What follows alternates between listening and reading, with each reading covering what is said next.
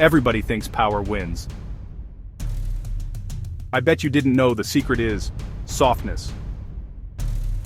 Let me show you why. Hit softer. Change the rhythm. Slowing the game down forces those big hitters to step in, and when they step in, they have to hit up, not down.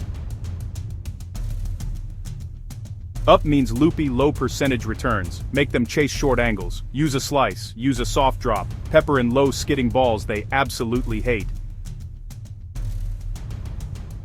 Vary pace, fast, then syrup slow, aim short and wide to pull them forward, follow the ball to the net when you soft play to punish weak replies. It's not about giving up power, it's about stealing rhythm and making their power useless. Try one match with this and watch the hard hitters get frustrated.